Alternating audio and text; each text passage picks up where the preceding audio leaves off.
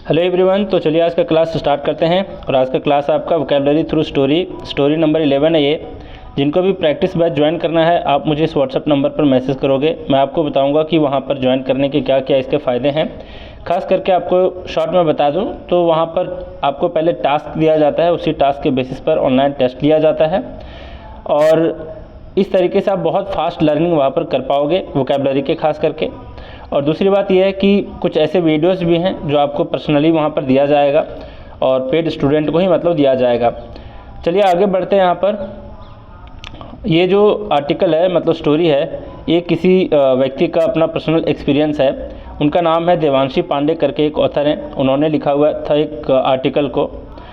तो इनके आर्टिकल हैं मतलब काफ़ी आसान शब्दों में वो लिखा गया था, लेकिन मैंने क्या किया है कि इनके सारे शब्द को ऑल्टर करके चेंज करके मैंने अपने तरफ से जो टफ़ लेवल के वर्ड्स होते हैं, जो आपके एग्ज़ाम पॉइंट ऑफ व्यू से जो इम्पॉर्टेंट वर्ड्स होते हैं, उसको इंक्लूड करके मैंने ऑल्टर करके यहाँ पर लिखा हुआ है। मतलब स्टोरी इनकी है, वर्ड्स हमारे हैं, शब्द हमारे हैं। ठीक है, तो यहाँ पर क्या है, इसका टाइटल है आपका मोस्ट अमेजिंग हैक। अब कौन सा हैक, कौन सा ऐसा ट्रिक है, हैक का मतलब ट्रिक। ठीक है, इसके बारे में आप देखोगे, बड़ा मज़ा आने वाला है आपको इस स्टोरी को जान करके। आप भी कभी ना कभी ऐसा चीज़ फेस किए होगे किसी ना किसी होटल में या फिर रेस्टोरेंट में। ठीक है, तो आज के बाद जब भी आप ऐसा प्रॉब्लम फेस करो तो आप ज़रूर इस ट्रिक को फॉलो करना, वहाँ पर आपको पता चल जाएगा कि इसमें कौन सा ट्रिक है। मैं शॉर्ट में बता देता हूँ स्टोरी है किस चीज़ के बारे में। जो ये देवांशी पांडे हैं, ये अपने पिताजी के साथ जाती हैं एक रेस्टोरेंट में खाना खाने के लिए।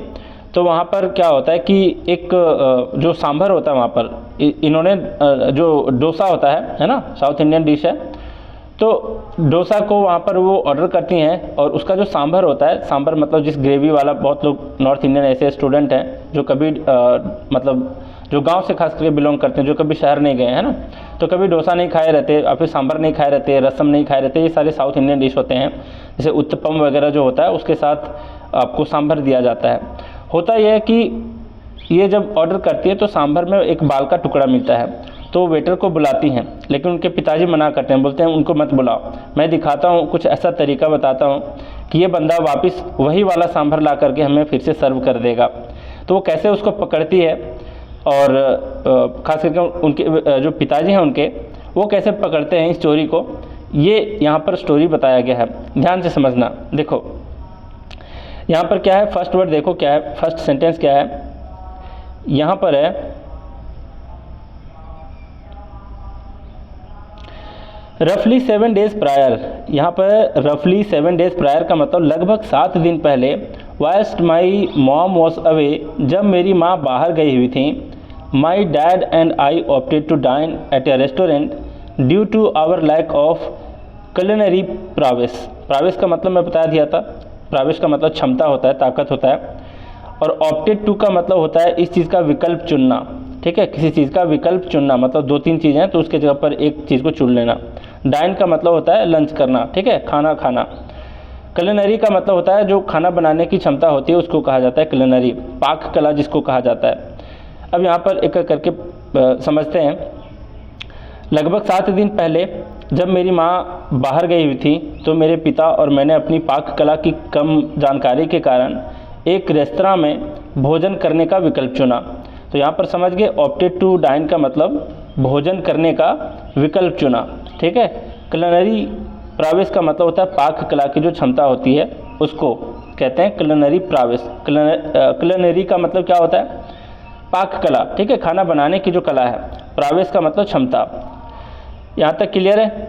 अब आगे बढ़ते हैं। अगला सेंटेंस है as that at that spot. Spot का मतलब जिस जगह पे वो चुनी थी खाना खाने के लिए, ये रेस्टोरेंट की बात कह रही हैं।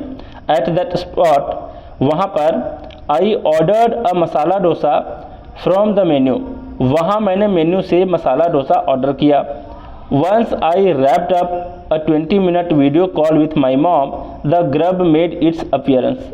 मतलब जैसे ही मैंने अपनी माँ के साथ 20 मिनट की वीडियो कॉल को पूरी की तो भोजन यानी कि वो जो डोसा था वो मेरे सामने आ गया। अब यहाँ पर कौन कौन से वर्ड हैं जो आपके लिए अननोन हो सकते हैं, ज़रा देखिए। रैपअप का क्या मतलब होता है? मैं हर एक वीडियो के लास्ट में बोलता हूँ कि चलिए आज का क्लास रैपअप करते हैं। तो रैपअप का मतलब ख़त्म करना, ठीक है।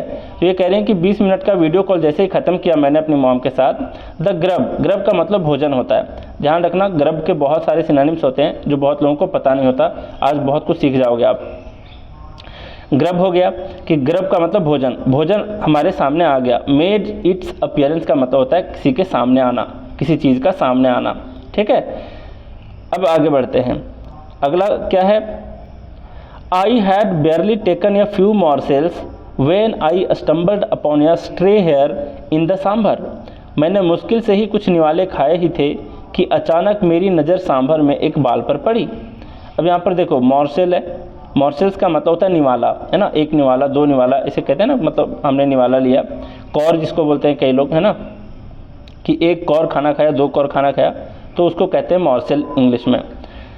फिर स्टम्बल अपॉन का मतलब होता है, स्टम्बल अपॉन का मतलब होता है अचानक किसी चीज़ के ऊपर नज़र पड़ना, या फिर किसी चीज़ से अचानक मुलाकात हो जाना, है ना, किसी चीज़ का अचानक सामने आ जाना, उसको कहते हैं स्टम्बल अपॉन। स्ट्रे हेयर का क्या मतलब होता है? स्ट्रे हेयर का मतलब होता है जो बिखरे हुए बाल होते हैं इधर उधर, उसके बारे में ये कह रही हैं। Quite a turn off I must say, quite का मतलब बिल्कुल ही, है ना, क्वाइट का मतलब बिल्कुल ही। और टर्न ऑफ, टर्न ऑफ का मतलब होता है बिल्कुल मूड खराब कर देने वाली चीज़ को कहते हैं टर्न ऑफ, है ना। इसका उल्टा होता है टर्न ऑन। टर्न ऑन का मतलब आप उत्तेजित हो जाते हो तब कहा जाता है टर्न ऑन, लेकिन आपकी जो उत्तेजना है वो बिल्कुल शांत हो जाए अचानक, तो उसको कहते हैं कि आप टर्न ऑफ हो गए, है ना। तो यहाँ पर कह रही हैं कि quite turn off I must say, मुझे कहना ही होगा कि यह मेरे लिए बहुत ही बुरा अनुभव था, मतलब मूड खराब करने वाला अनुभव था। टर्न ऑफ का मतलब मूड खराब करना, ठीक है।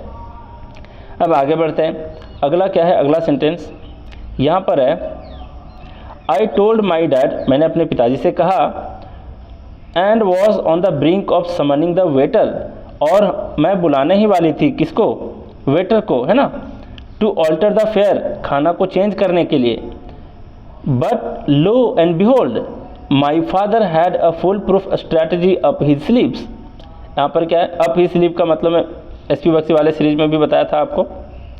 तो यहाँ पर ये कह रहे हैं कि मैं अपने पिता को बताई और भोजन में बदलाव करने के लिए वेटर को बुलाने ही वाली थी, लेकिन अचानक मेरे पिता के पास एक अचूक रणनीति थी। अब समझते हैं एक एक वर्ड के बारे में। यहाँ पर है was on the brink of, मतलब मैं ऐसा करने वाली थी, है ना। ऑन द ब्रिंक ऑफ का मतलब कुछ ऐसा करने ही वाला था, इसको कहते हैं ऑन द ब्रिंक ऑफ, है ना। समनिंग, समन का मतलब होता है बुलाना, इशारे करके बुलाना, किसको? वेटर को। किस लिए? To alter the fare, change करने के लिए। टू ऑल्टर का मतलब चेंज करना, और फेयर का मतलब भोजन। यहाँ पर भी फेयर आया है भोजन, पिछले बार भी आया था ग्रब, है ना। तो ग्रब और फेयर का मतलब क्या होता है? भोजन। बट लो एंड बिहोल्ड, ये एक तरह का फ्रेज होता है, लो एंड बिहोल्ड का मतलब। इसका मतलब जब भी आप कोई सरप्राइज वाली बात अचानक कहना चाहते हो तब आप कहते हो बट लो एंड बिहोल्ड। जैसे नहीं बोलते अपने हिंदी में, लो भाई आ गया, ऐसे बोलते हैं ना, थोड़ा सा आश्चर्यचकित होकर के कभी कभी। तो उसी तरीके से यहाँ भी है इंग्लिश में, लो एंड बिहोल्ड, मतलब ये एक्सप्रेशन ऐसा है जो सरप्राइज़ को, अचानक जब भी कोई सरप्राइज़ देने वाला होता है तो इस शब्द का इस्तेमाल करता है, इस फ्रेज़ का इस्तेमाल करता है। किस फ्रेज़ का? लो एंड बिहोल्ड का। तो जब भी ये वर्ड मिल जाए समझ जाना कि ये सरप्राइजिंग वाली बात कहने का एक तरीका होता है। My father had a full proof, full proof का मतलब होता है अचूक, मतलब सिंपल सा कोई प्लान, कोई ट्रिक होना जो कि बिल्कुल अचूक होता है, मतलब वो चुकेगा नहीं, वो बिल्कुल ही कारगर साबित होगा, तो उसको कहते हैं फुल प्रूफ। स्ट्रैटेजी का मतलब रणनीति।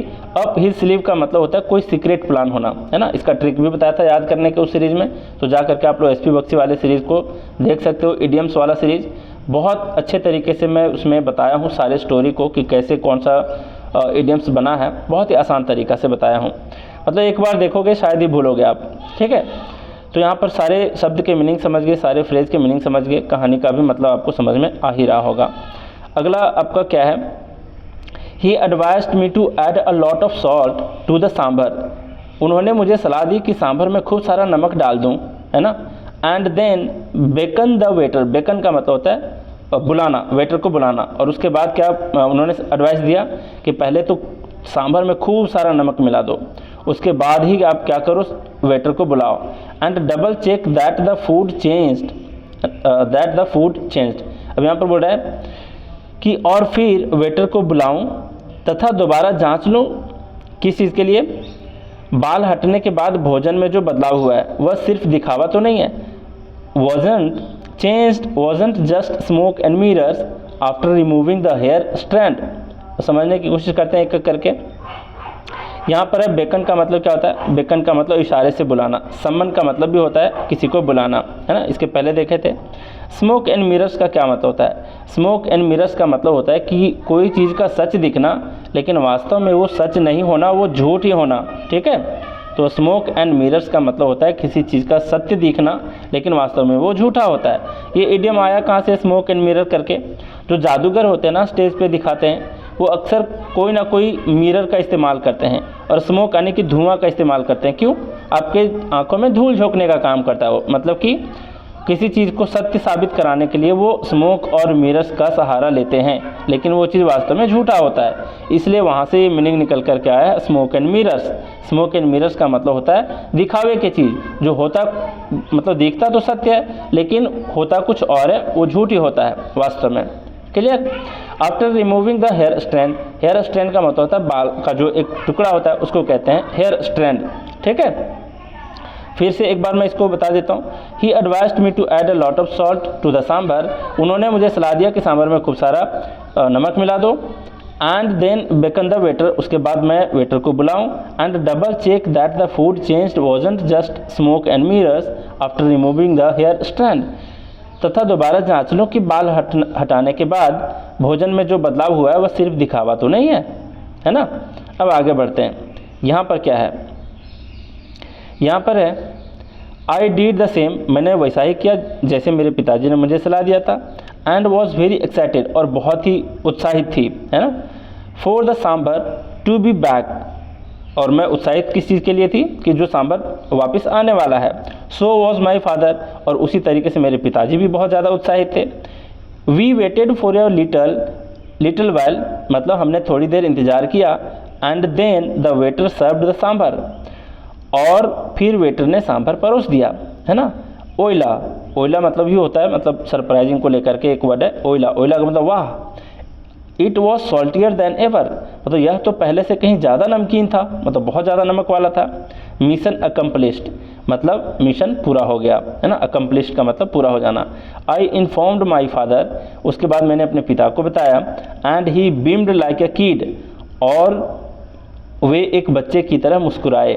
ब्रीमिंग विथ प्राइड साइमल्टेनियसली, मतलब साथ ही गर्व से भरे हुए थे।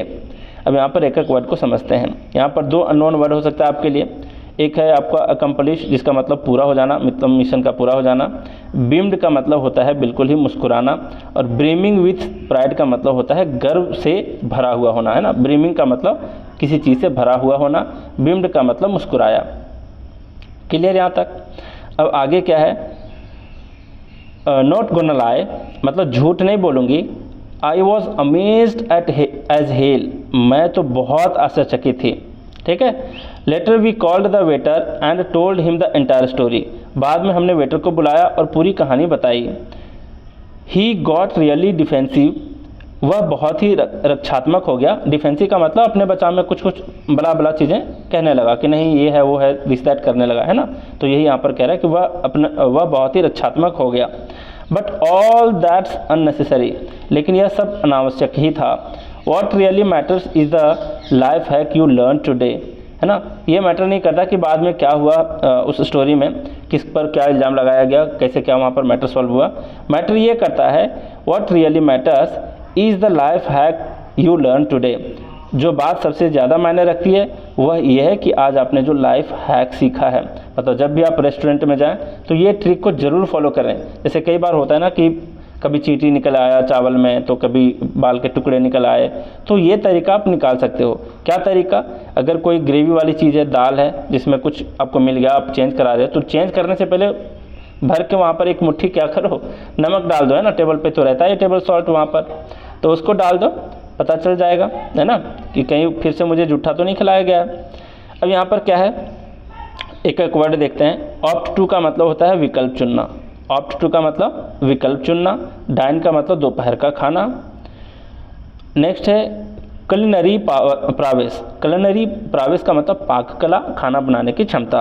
रैप अप का मतलब वाइंड अप होता है। वाइंड अप और रैप अप दोनों ही फ्रेजल वर्ब्स हैं। तो रैप अप बोलूँ या फिर वाइंड अप, जिसका मतलब होता है ख़त्म करना या फिर पूरा करना। ग्रब का मतलब भोजन होता है। अभी एक और वर्ड देखे थे फेयर, है ना, इसका मतलब भी होता है आपका खाना। एक होता है, एक तो फेयर का मतलब होता है आपका किराया, है ना, भाड़ा, लेकिन इस फेयर का मतलब भी होता है भोजन, और प्रोविज़न का मतलब भी होता है क्या, आपका भोजन। तो ये सारे वर्ड्स हैं। फिर है मेड इट्स अपीयरेंस, मतलब सामने आना। मॉर्सल का मतलब निवाला होता है। स्टम्बल्ड अपॉन का मतलब होता है किसी चीज़ का अप्रत्याशित रूप से सामने आना या फिर उसके बारे में जानना, स्टम्बल अपॉन कहलाता है। स्ट्रे हेयर का मतलब होता है बिखरे हुए बाल, और हेयर स्ट्रैंड का मतलब होता है बाल का टुकड़ा। टर्न ऑफ का मतलब मूड खराब हो जाना, एक्साइटमेंट कम हो जाना। ऑन द ब्रिंक ऑफ का मतलब इसके कगार पर, तुरंत कुछ होने को है या फिर करने को है, उसको बोलते हैं ऑन द ब्रिंक ऑफ। इसे बोलती है ना कि I was on the brink of summoning the waiter, ऐसा था सेंटेंस। मतलब मैं ठीक क्या करने वाली थी, वेटर को बुलाने वाली थी। तो ठीक किसी चीज़ को करने वाला होना, ये कहलाता है ऑन द ब्रिंक ऑफ। समन का मतलब इशारा करके बुलाना।